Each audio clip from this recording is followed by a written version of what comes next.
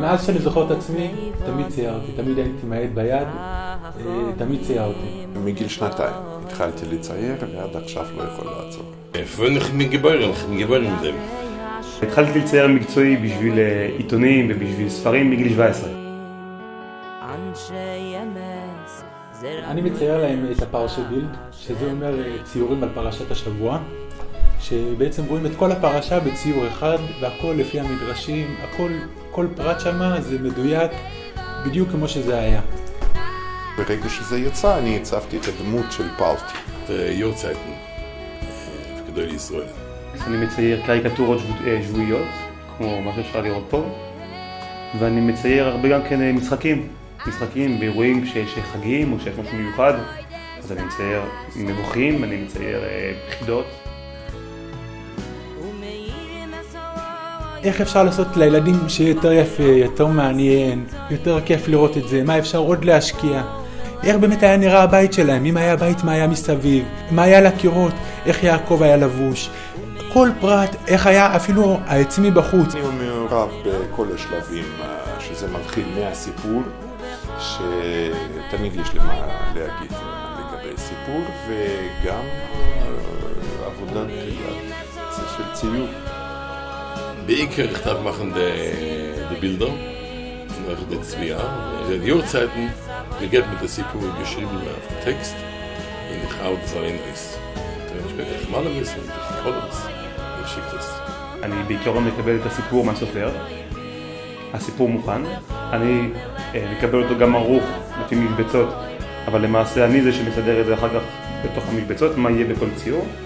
אני אחר כך מכניס את הטקסט, מצייר, עושה את כל העבודה, את כל הפיניש. אני מאוד מאוד אוהב את העבודה הזאת. זה עבודת קודש. במקום לצייר סתם קומיקסים של סיפורים שלא היו, אני מצייר דברים של ההלכה, דברים על הפרשה, דברים שהילד תמיד יזכור. אם שואלים אותו איך היה נראה אברהם אבינו, אז הוא תמיד יזכור כשהיה ילד ראה את הציור הזה, ואני מרגיש אחריות מאוד גדולה כשאני מצייר את הדברים האלה. כן, אני אוהב את העבודה. זה מאוד מעניין, והסיפורים עבריים מאוד מרגשים, וגם איך הם מספרים את הסיפורים שלהם בקומיקס, אני מאוד אוהב. Ich weiß, dass die Kinder waren nur von mir. Es gibt mal da. כן, מאוד, בטח. עבודה יפה, כיפית, מה לא?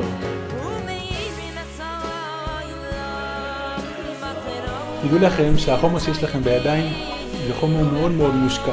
כל ציור וכל פרט בציור, בחוברת, זה חשיבה על הפרטי פרטים, על הדברים הכי קטנים. האמת שהאומן הכי גדול הוא בורא עולם. הוא בנה לנו עולם שזה כל כך נפלא, זה היצירה שלו.